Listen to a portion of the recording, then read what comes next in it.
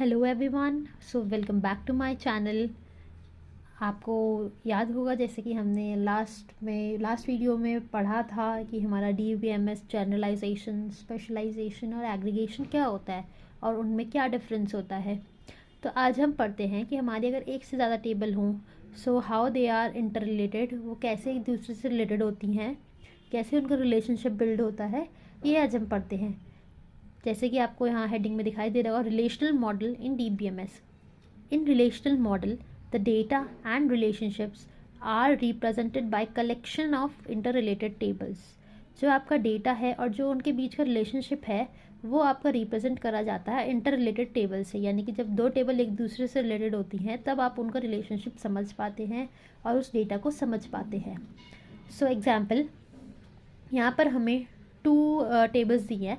First table name is student, जिसमें आपके 3 attributes हैं, student ID, student name and student age. तो इसे हमने एट्रीब्यूट कहा है और उसमें आपको 2 स्टूडेंट का डेटा दिया है, जिसका फर्स्ट स्टूडेंट की आईडी है 111, सेकंड स्टूडेंट की आईडी है 123 और आपको नेम दिया गया है XYZ एंड एज इज़ 23 24। जहाँ पर भी आपकी जिस रो में वैल्यूज़ होती हैं उसे हम रिकॉर्ड बोलते हैं या फिर टपल बोलते हैं।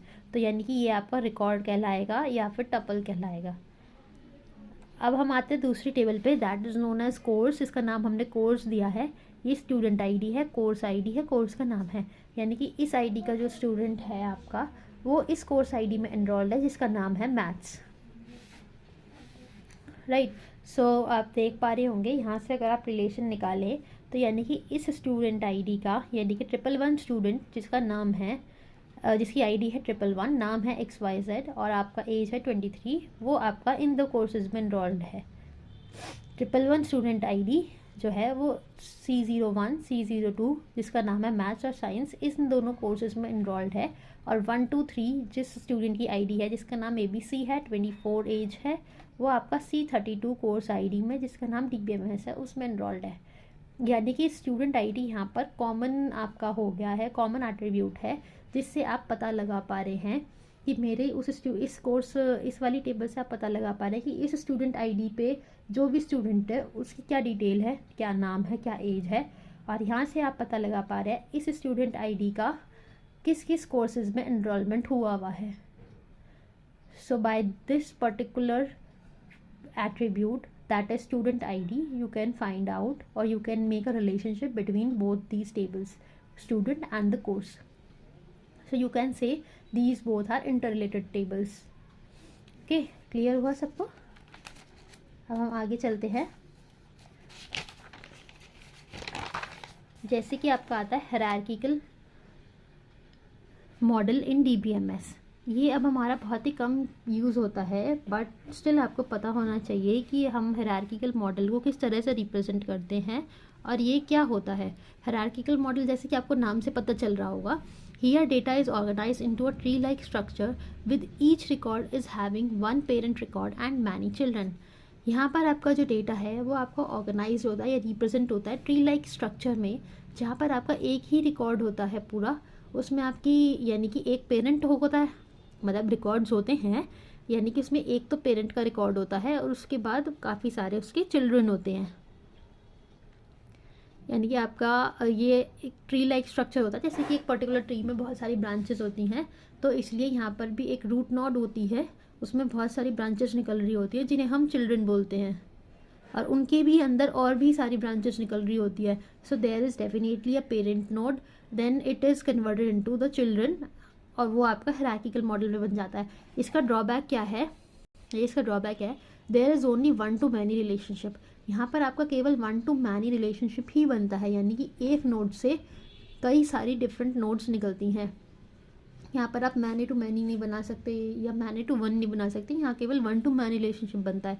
एग्जाम्पल में देखिए, हमारे पास एक रूट नोड डी है जिसमें से 3 डिफरेंट ब्रांचेस निकल रही हैं, आप इन्हें चिल्ड्रन बोल सकते हैं इसके। यानी कि एक है आपका स्टूडेंट आईडी, इसमें ये एक टेबल हो गई आपकी पूरी, जिसमें आपकी डिफरेंट रिकॉर्ड्स हो गए हैं। एक इस वाले एट्रीब्यूट का नाम है स्टूडेंट आईडी, इस एट्रीब्यूट का नाम है स्टूडेंट नेम, इस एट्रीब्यूट का नाम है student age. One student ID पे XYZ नाम है और 28 एज है। 2 स्टूडेंट आईडी की ABC नाम है, 24 एज है।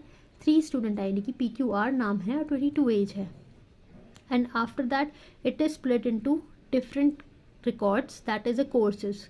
इस वाले पर्टिकुलर स्टूडेंट का किस कोर्स आईडी में किस कोर्स नाम पे इनरोलमेंट है। तो यानी कि ये पर्टिकुलर जो आपका स्टूडेंट है ये 2 कोर्सेज में इन्वॉल्व है, ये स्टूडेंट आपका एक कोर्स में इन्वॉल्व है, ये स्टूडेंट आपका एक ही कोर्स में इनरोल्ड है।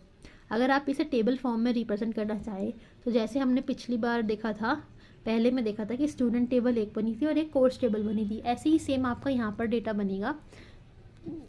एक आपकी student ID, student name, student age से एक टेबल बनेगी जहाँ पर तीनों रिकॉर्ड्स आएंगे आपके, यानी कि आपका 1 2 3 जिसका नाम आ जाएगा XYZ ABC PQR and age आ जाएगी 28 24 एंड 22। और सेकेंड टेबल आपकी आएगी कोर्स की, जिसमें आपका स्टूडेंट आईडी है, कोर्स आईडी है, कोर्स नाम है, यहाँ मैंने गलत लिख दिया था तो इसलिए ये कट करके ऊपर यहाँ सही लिखा है, कोर्स आईडी कोर्स नेम।